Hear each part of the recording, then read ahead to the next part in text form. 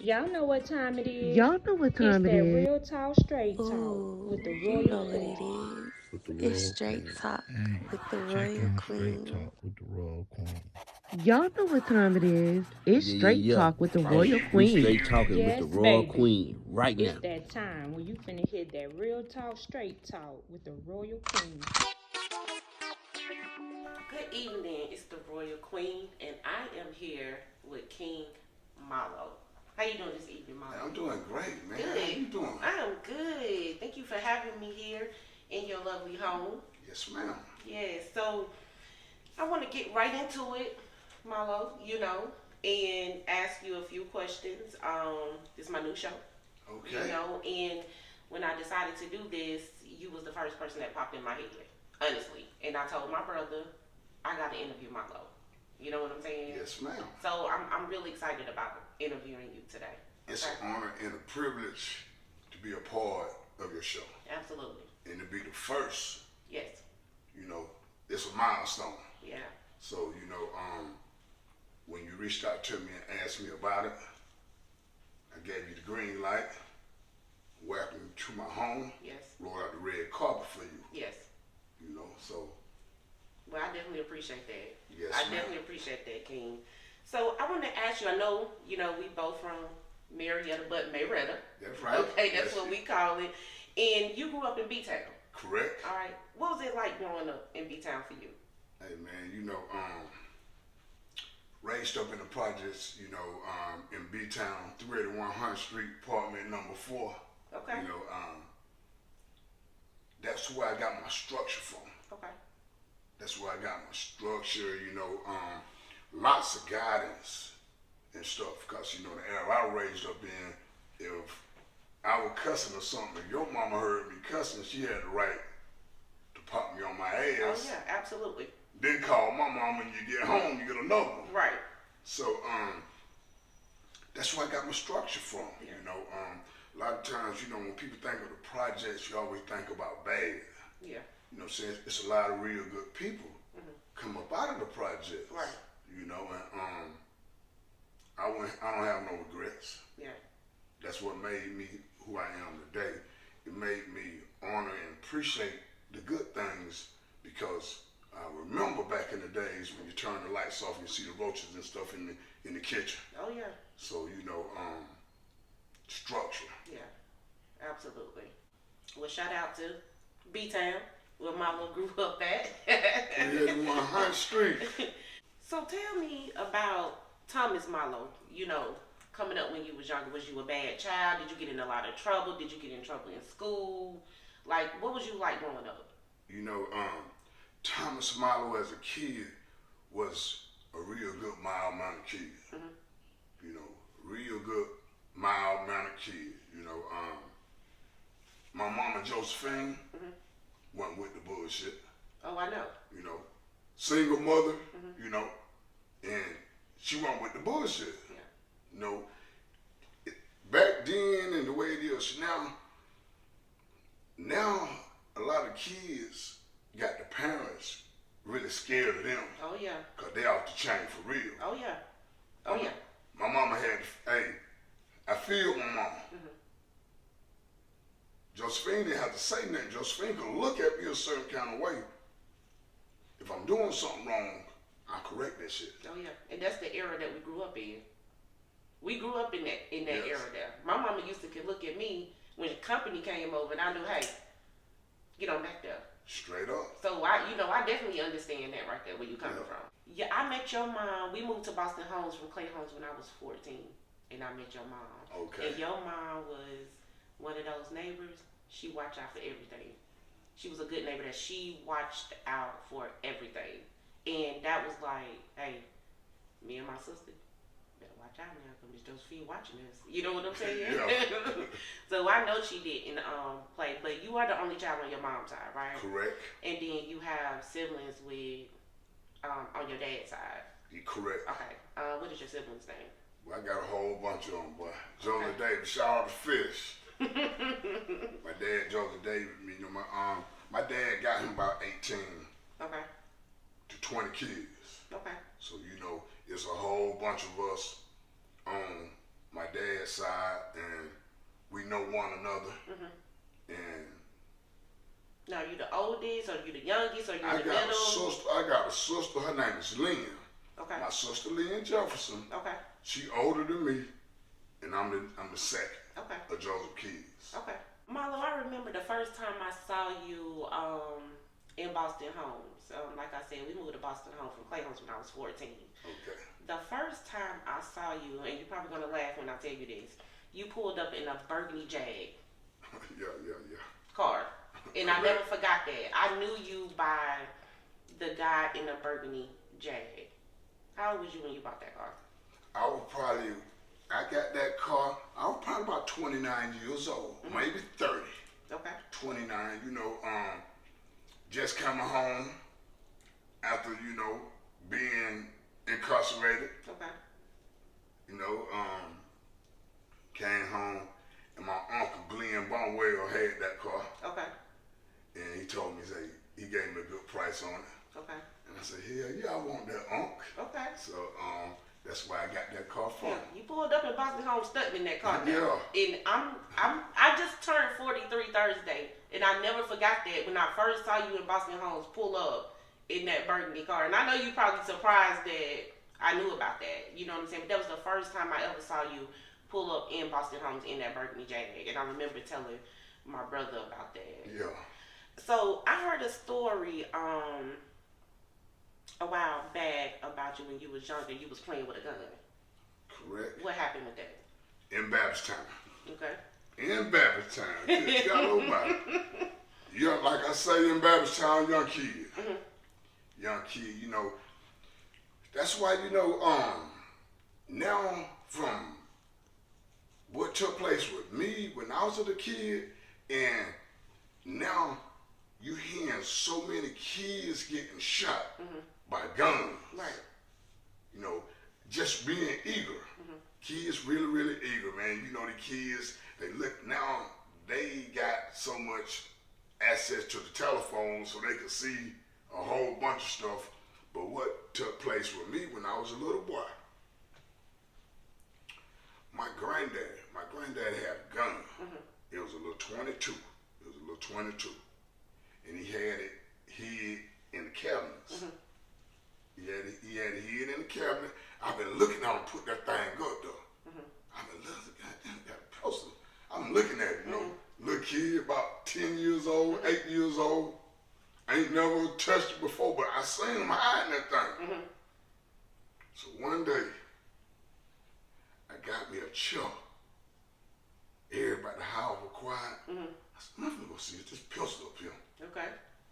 Got me a chair, climbed up on the cabinet, climbed up on there and opened up the cabinet and reached up there. The gun was up there. I got the gun, I brought the gun out. I heard a sound. Somebody, I'm finna get caught. Right. I heard a sound, and and just, I dropped the damn gun. The gun hit the ground and went off. Wow. Hit me in the chest. Hit Wow. me in the chest. I knew I was in trouble, boy. So, who came in after that happened? Who found you in there after the gun went off? My auntie, my Aunt Maddie, my Aunt Maddie, my mother, my grandma Louise, she was at home. And I was still moving. I ran to somebody. Okay. It wasn't like, it was a little 22. It hit me in the chest, pop, and I run to the living room. Okay. And they realized I had been shot. So they took you to the hospital. Yeah. So let me ask you this. After your mom, they took you to the hospital, they found out you was okay. Did you get your ass whooped? I don't recall getting an ass whipping. Okay. But if I wasn't up in that hospital, I probably would have got my ass whooped. Okay. Because you know how our mamas was back then. We Yeah. scare them. Yeah. They make sure we okay, and then we got to get a whooping. I totally So that's agree. why I asked you that. Did you Yeah. get a whooping after everything was okay with you? They was so happy that I was okay. Oh, yeah. And I received a lot of love. Yeah. I'm talking about, man, a lot of hugs, a lot of kisses. Yeah. I didn't get no ass whipping for that. But it probably built up Until after I got well and I did something, I got my ass tore up. So Milo, I used to see you come to Boston Homes to visit Lil Milo. Correct. And so I take it you was, I guess, like a single father. Correct. Was Little Milo's mom present, or, and we don't have to go too deep into that, you know, but was it a situation you just had to step up and be a single father for Little Milo? No, let me tell you, Little Milo situation was it was a really kind of weird situation, but Little Milo's mother had got into a little trouble with the feds. Okay. So she had to go do some time. Gotcha. And when I realized she had to go do some fed time, I asked her, I said, let me get my son. I said, so you got to go do some time. Let me have my son. And you know, and she agreed upon that. That's good. She agreed upon that, and then still the time I'm getting my son, I'm still a kid. I ain't really stable mentally to even be a dad. That's why I thank God for my mother. Yeah. Absolutely. I thank God for my mother because my mother served the role as a mother to Little Milo. You know, when I told my mom, I said, man, Brenda got to go do some time. I asked her, could we get Little Milo? And she agreed upon it. My mom said, go get him. Yeah. I'm gonna say, you go get him, I got him. Yeah. And I thank God for my mother. Yeah. I thank God for my mother. You know what I'm saying? You know, the role she played. Yeah. Yeah. To be there for my son. Yeah. I always knew that how important your mom was to you, you know, and when your mom passed away, I know that was a big loss for you, but how did you find the strength to continue going on? Because, you know, sometimes when people have a death in the family, Milo, it's really hard for them. And you was the only child by your mom. And I'm sure you went through some things. How did you find the courage to say, you know what, I got to keep going because this is what my mom would want me to do, you know? And then you have kids of your own. It's just that it just comes to a point in time in life that as a man trying to be successful out here, I had to accept death. Yeah. I had to accept death. It wasn't something, it wasn't easy, but I had to accept death. You know, I knew my mother, she liked to drink. My mama was a rebel. My mama went out like a real champion. Josephine, she played by her rules. And I always have a feeling that the way my mom drunk, eventually it gonna lead to something bad. But I didn't know it was gonna be right then. Right. But I had to, because you know, life still goes on. Yeah. Life still goes on. I can't fold right now. Yeah. If I fold right now, then I'm talking about I can't fold right now. Yeah. You know, I cherish the memories of my mother. I thank my mother for being her, but I had to continue.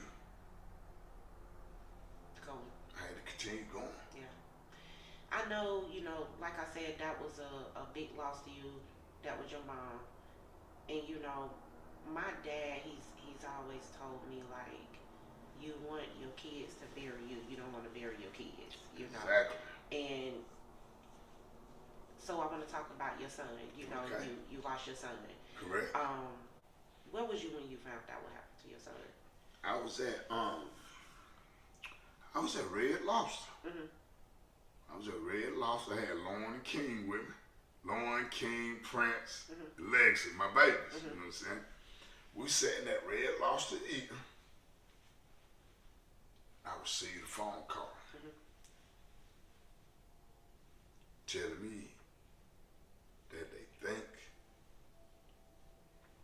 my son was in a bad accident and he died. Mhm. And when I received that phone call, I went straight to social media. I went right to his page. Mhm. I went right to his page, and it had showed 2 hours prior to him receiving that phone call saying he dead. He was at home playing with a dog. Mhm. So I'm like, God, how the hell he dead? I'm looking at 2 hours ago. He just posted this. Right. But it ended up being true, man. You know, in a real bad accident, you know, and it took my boy out, man. Yeah. How many kids total you have, Milo? I got 8 kids. 8 kids. Uh-huh. You know, I've always heard that you was a great dad. I've always heard that, and I want you to know that there's no manual to being a parent. You know, we gonna make mistakes. You know, it's like we're gonna make mistakes with our kids. There's just no manual, and I tell my friends that all the time. You know, it's not a handbook. You know, on how to be a perfect parent. But I've always heard that you're a great father. You know, and I've heard a lot of great things about your daughter, and I know you set the bar high for her. You know, yeah, you set the bar high for your daughters. Yeah. You know, Yeah. so talking about your kids, some of your sons work for you, Correct. Milo. So how do you separate being a dad and being a boss at the same time on the job? You know, the reason how it's so easy to separate because they grown men. Mhm. They grown men. Mhm. So they grown men. They got responsibilities. Mhm. So they don't come to work like, shoot, this my daddy. You know, shoot, I'm coming in late today. You know what I'm saying? I ain't coming today. You know, are you harder on them than you are the other employees? No, I'm not. I'm not hard. I'm not hard on them. I'm fair all the way around the board. Mhm. But I already set the standards. Mhm. They see me go hard. Mhm. They see me go hard, and they know Mhm. if you got something going on, you got a problem, Mhm. you can't make it today. Mhm. I'm one phone call away. Right. The job gonna get did Mhm. with you or without you. Right. My guys, they you know, they see what's going on. Mhm. They seen their dad bust his ass and start that business from a sprinter van. Mhm. You know, we got 7 trucks, 14 guys on the payroll. Yeah. You doing your thing, Milo. You know, Like you are. You doing your thing. You know, you went from being in the streets, being a hustler, you know what I'm saying, doing some time, you know what I'm saying. And the last time you went away, what was you thinking about? What went through your head when you said, you know what, this is it. I'm finna get it together. let me tell you this. This last time I went away, see, I ain't been in no trouble in 20 years. Mhm. For owning Milo's and Mhm. Milo Bobby and Beauty, Mhm. shit like that. I ain't been in no trouble in 20 years. Me having to go do that time, that was personal. Mhm. Because I ain't on no probation. Mhm. I ain't on no parole. I ain't been in trouble in 20 years. Okay. I don't supposed to go do no time. Mhm. But it was personal. When things, when you start moving up the charts and you get a little high in life and, you know, other people start to get their own opinions and own thoughts about you. Right. And they become really personal, and that what took place at Cobb County. Okay. Because I ain't supposed to go do no time. So you did some time, Milo, and then you was transferred to a transitional center. Yes, ma'am. How long did you spend in that transitional center? This last time I did, it was the best time I ever did in the world. Not meaning far as best meaning happy. Mhm. The time I just did, it was so amazing. And the reason I did my time the way I did my time because I had my money stacked up. Mm-hmm. If I wouldn't have had my money stacked up, I never could do that. You know, Cobb County gave me a 10-3. They wanted me to serve the whole 3 years, which is 36 months. Mm-hmm. I got in touch with this high-profile attorney, a super lawyer named Jake Arbus. Okay. I got in touch with Jake after Cobb had sentenced me. And Jake asked for my GDC number, the number what you identified by once you're in the system. Right. I gave him my GDC number, and he pulled it up. He said, "Damn, you just got arrested. You ain't been off the street 90 days." Mm-hmm. I said, "No, sir, I haven't." But he said I was nonviolent. Mm-hmm. Talked with Jake Arbus. Jake Arbus told me to give him $10,000. Mm-hmm. The attorney told me, "You give me $10,000." He said, "I can't guarantee anything." I communicated with this man on March 10th. Okay. Got that man $10,000. March 28th, they told me to pack my stuff up and send me to the transition center. So to answer your question, I had to do 36 months. Mm-hmm. I did 33 of my 36 months in the transition center. Okay. You know, wearing my street clothes, Mm-hmm. some money in my pocket, Mm-hmm. telephone, one contraband, anything. And it was all because I had my paper stacked up.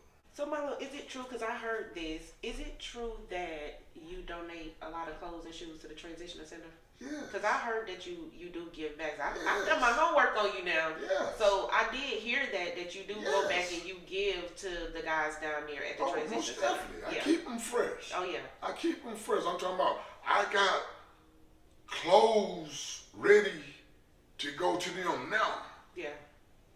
They down in the transition center with fresh Air Force Ones, because you know, all my clothes, I don't do they ain't got a whole bunch of wear and tear on me. Yeah. Ain't like I got to wear the same thing multiple times, and the clothes I donate, they still like they real new. Yeah.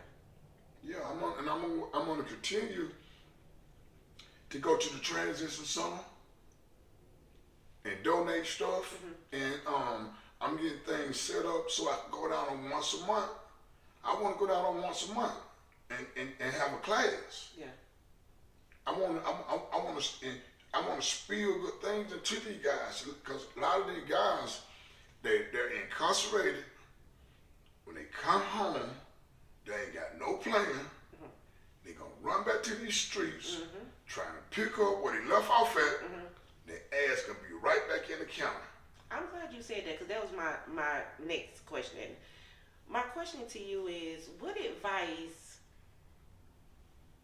would you give these drug dealers today? And what advice would you give a drug dealer that has one foot in and one foot out, that's trying to go legit? What would be your advice to them? Hey, my advice to them, you better come up with a plan. You know, I post a lot on social media. I go live a lot on social media. All these guys who dope boys and convicted felons, they done seen me. They seen me start from a sprinter van. They seen me. They seen me. See, a lot of guys in the dope game, it's so hard for them to just leave from the easy money. It's the easy money. It's the easy money. But once you've been incarcerated a time or two, you got to come with another plan. Oh yeah. You know, the only thing I could think of someone whose record is messed up and they continue to affiliate themselves in the drug game, knowing that you could be gone for a long time based upon your history. Sometimes I think a lot of them might be illiterate. Yeah. You know, if that's your excuse, you illiterate, you can't read, you can't write, because it comes a point in time in your life, man, that going to jail ain't hitting no shit. We got to switch the game up. I didn't want to stop. Yeah. And I was in the game on a high level. I did not want to stop. But I'm not finna keep tricking myself off these damn streets. Right. Still to this day, when I get up early in the morning, see, a lot of times I get up early in the morning around my alarm. Now my alarm go off at 5:15 every morning. But it's times I can wake up without my alarm. Yeah. Because I still hear child calling in my brain. Yeah. I still hear child call, man. Child call. Yeah. Last call for child. I still hear that shit in my brain. Yeah. So I'm programmed to get up every morning to go take care of my business. You know, when I was coming up, I noticed like a lot of guys that's your age, they was in the street. A lot of them had a plan. You know, it was, I'm trying to stack my money up, or they had a goal. Let me say that. My goal is to this. It seems like the newer generation, they don't have any goal. They just doing it. You know, they just doing it just to, I guess, just have some money in their pocket. You know what I'm saying? You know, $200 or $300 is good enough for them. You know, but back to my question. So we talked about that. I had a friend once, he was in the streets, but he was trying to go legit. He actually had just bought a business, right? But he still had one foot over here, and he had one foot over there. What would be your advice to somebody like that? Because he's in trouble now. You know what I'm saying? Like, he's doing 20-something years right now. And I would get on to him all the time. Like, we would have conversations like, you know, you need to start you a business. What is you doing this for? Start you a business, right?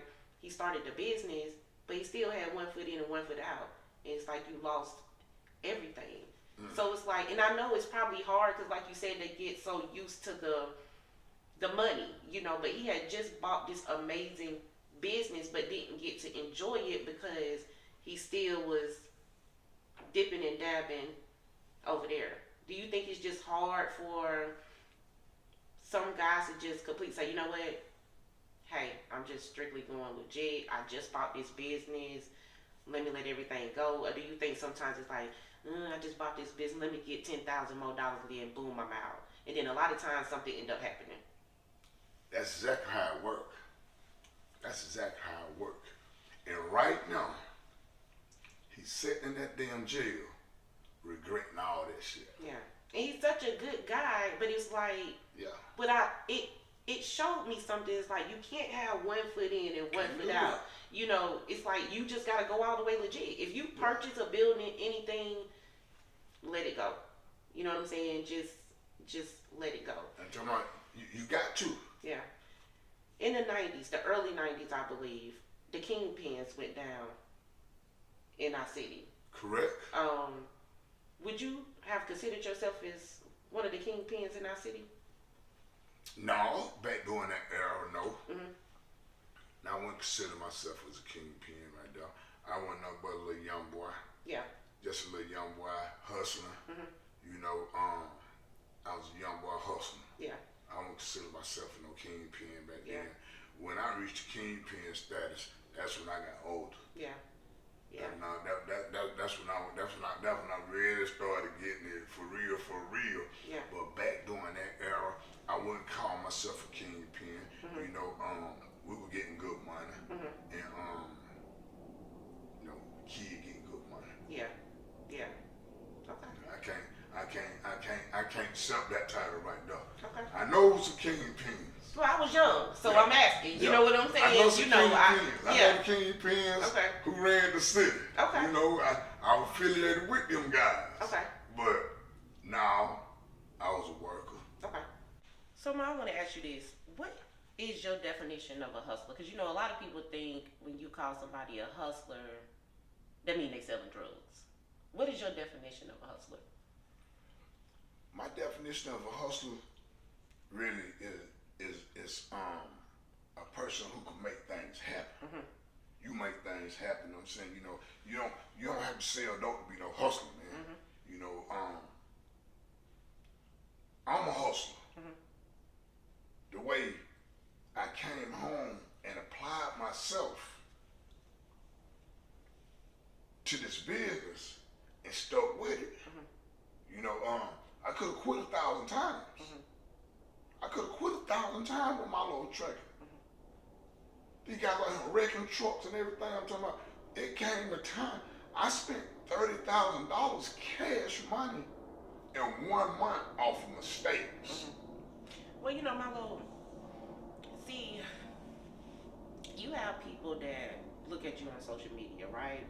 And you have your haters. You always gonna have your haters. So you have people on social media that look, oh, well, you know, Milo this, but they see the glitter and the gold, but they don't see what goes on behind closed doors. Just like you just said, well, you know, they wrecked a truck, they did this. Yeah.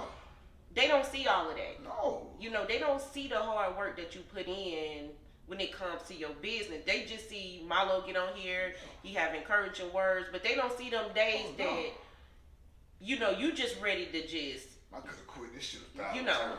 they don't see that. You know what I'm saying? And, you know, it's like, I see your lives in the morning, I see your encouraging words, I see you post even flatbed. Who got a flatbed tray? You trying to put people to work. Yeah. You know what I'm saying? Are these people calling you for a job?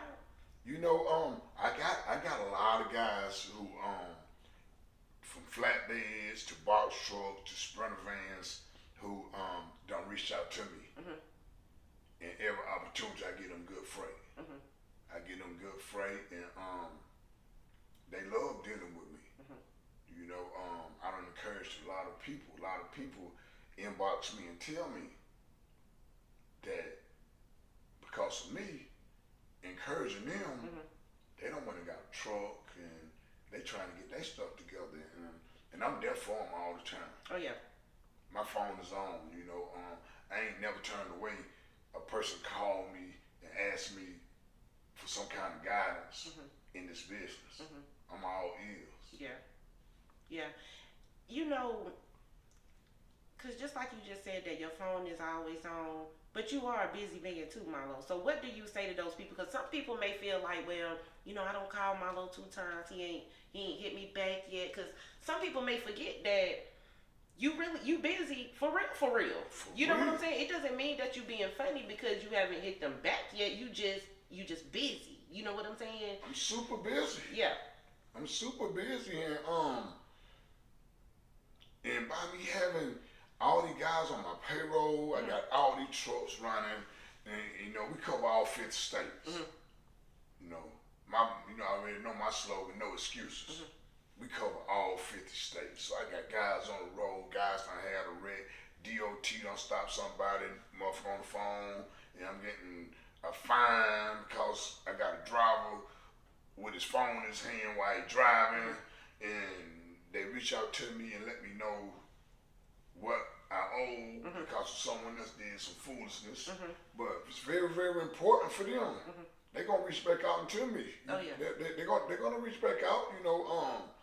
You know, it come to a point now. Like if something, I'm like this now. If something on my mind, like if you on my mind, I better call you right now while you on my mind. Because I might get a phone call saying, hey Milo, we got some stuff that need to go to Delaware. So now I'm calling the drivers and I'm trying to get everything set up. And you might slip my mind and 2 weeks later I might say, damn, you know what? Man, I'm supposed to call Shay. I understand how that goes. You know? Trust you me, I understand how that goes. What advice would you give somebody, Milo, that want to start their own trucking business? What advice would you give them? Do it. Don't be afraid. Don't be afraid. Yeah. You know, most people are afraid. You know, fear run a lot of people away. It's not going to be easy. Yeah. It's not going to be easy. By the Same way it was when you was a little girl when the first time you hopped on a bicycle. You couldn't ride that thing real good. They had the training wheels on it. Right. Now, they took them training wheels off. Somebody walked behind you holding it. They push you. And you ain't even looking back. You think they still holding you. Right. You riding that bike good as hell. Long as you don't look back, you're okay. Cause you think they holding you. Oh yeah. Oh yeah. You want to start a business? My best advice, do it, man. Yeah. Don't be afraid. I'm talking about, don't be afraid, especially dope boys, man. Yeah. If you can sell dope, you can do anything. Yeah. That what made me go hard. Yeah. Oh yeah. I was a dope boy. This shit easy. Yeah. I'm not gonna never allow these guys out here in these streets, the other truck drivers out hustle me. Right. Now, you ain't never been in jail. You ain't never been on convicted felon. You ain't never been on probation. You think I'm finna let you out hustle me? Yeah. I done sold dope. That's one of the most dangerous jobs it is. Yeah. If a motherfucker sell dope, you can do anything. Yeah. You know what I noticed, Milo? A lot of dope dealers is really some smart dudes. Hell yeah. They really are. They some smart dudes. Them They folk really running are. the business. Yeah. Them folk really, They run, smart. Them Yeah. folk running the business. Yeah. Let me ask you this, Milo. What motivates you? What motivates Milo? What motivates me is I want to be a multi-millionaire. I heard that, Milo. Ain't nothing wrong with that. I'm serious. Yes. That's what motivates me. Yeah. I want to be a multi-millionaire. Mhm. See, I done had $300,000-$400,000 before and fucked it up. I done had that. I done had it.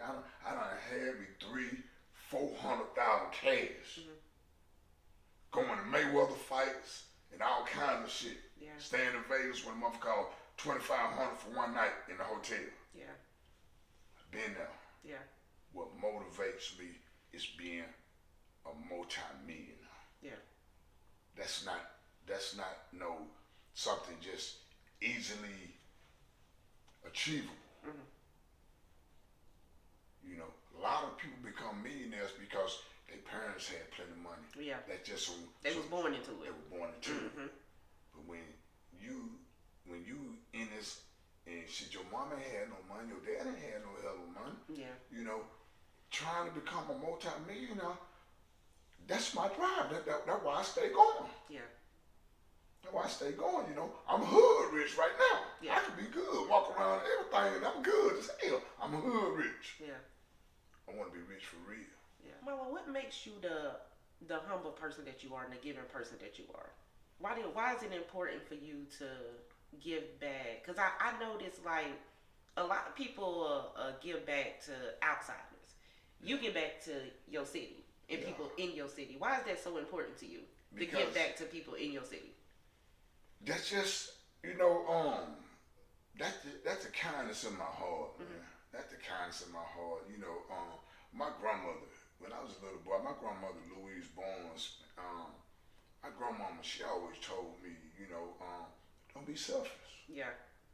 You know, my grandmama, that come from my grandmama. My grandmama always told me, man, don't be selfish. Yeah. You know, I stayed with my grandmama in Babbstown and with my cousin Demetrius, Quans, Vanaltha, when all them used to come over to the house, you know, I got 6 or 7 boxes of cereals in there on top of the refrigerator because, you know, I was with my grandmama. We straight. Yeah. And when my cousin used to come over, I might get a little attitude or something. They might want to open up another box of cereal or anything, and I might say something. My grandmama told me, don't do that. Yeah. Don't do them like that. Yeah. Them your cousins. Now, do you have more girl cousins than boy cousins? Yes, I do. Yes, I do. Yeah. Yes, I didn't I know do. you was related to Corn them until I moved to Boston Homes. That's Yeah. when I figured out that you was related to They're Corn. my first cousin. Yeah, so you was born in Kennerstone. Kennerstone, baby. Okay. So Milo, I want to ask you a question. How did you get the name King Milo? Hey, You man. know, that's what I call you, King Milo. How did you Yeah. get that name? Hey, man, believe it or not, King Milo was given to me by Flip. The picture man. Picture man Flip. Okay. Picture man Flip. You know. Mhm. Picture man Flip. He up in Milo taking pictures, and everybody know Flip. Everybody know Flip. Everybody know Flip. You know what I'm saying? Old Flip. Flip got memories of us. Yeah. I'm talking about 20 years, 30 years ago memories. Flip got pictures from the National Guard. Yeah. And one night I was in Milo's and Flip came and Flip was like, King Milo. Flip always, he like joking all the time. Yeah, Capricorn. King Milo. Flip gave me King Milo and it went out from there, man. Yeah. He had me a mug. Flip came to Milo's. It might be my birthday or something, but Flip went and got me a mug made, and on the mug it said King Milo. And it just took off from there. It took off from there. Yeah, that's what I always call you. I call you King Milo. You know. With that name Milo, a lot of people call you the king of the city. Yeah. The king of Mayweather. How that make you feel?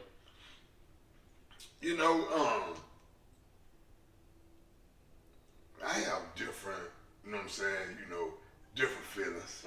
Because, it's good to be called the king, but then, it's certain other people, when people start calling you the king, that bring a little envious. That bring other people, this nigga ain't no king in our city, other people. But the reason I don't really feel any bad way about it because I never called myself the king. Yeah. I never called myself King Milo. At that point now, I didn't start that. Yeah. Well, Milo, I think people call you the king of the city because of what you do for your city. I don't see a lot of people that's giving back in the city like that. You had a lot going on when you had Club Milo. Yeah. You was giving back, cookouts, doing a lot. Like the thing I brought up earlier, a lot of people didn't know and still don't know until they watch this interview that you get back to the transitional center. You know what I'm saying? Like, a lot of people don't know that Milo do a lot behind closed doors for a lot of people. Yes. And I feel like that's why a lot of people call you, the king of the city. You know what I'm saying? And you accept it humbly, though. You know what I'm saying? You real humble by it. It's not, you're not arrogant about it, but I get what you're saying. People have they different opinions about it, but, I think the title fits you. You know what I'm saying? I appreciate I remember when my brother did his interview, and he said, yeah, he is. You know what I'm saying? You do a lot, so, keep doing what you're doing. You know what I'm saying? I want to ask you, I think Club Milo, that was your second club, right? Because you had a club with Kay, right? Over by Big Ass or something? Me and Kay. That's how I got off into this. Tell me about that. I'm talking about, that's how I got off into this. Okay. You know what I'm saying? But before I got off into the club, I worked for NASCAR. Okay. Excuse me? I worked for NASCAR, I worked with a company and it was owned by Dale Earnhardt. Okay. I worked for NASCAR and Kay came to me one day and Kay said, hey Milo, man, let's open up us a club, man. Cool, let's open up a club. So we opened up the club. We split down the middle, 50-50. His wife Samantha got our alcohol license. So, now I work for NASCAR now. I work for NASCAR. So been there for 10 years. So now I quit my job to get in business with you. Go full force with you. So ain't no going back. Right. I don't love my career. Now I'm finna get off into the entertainment business. Okay. Me and Kay opened up the Lions Lounge. You know, me and Cole, we opened up the Lions Lounge. We had the Lions Lounge 1 year. We had Lions Lounge 1 year, and then after us being together for that 1 year,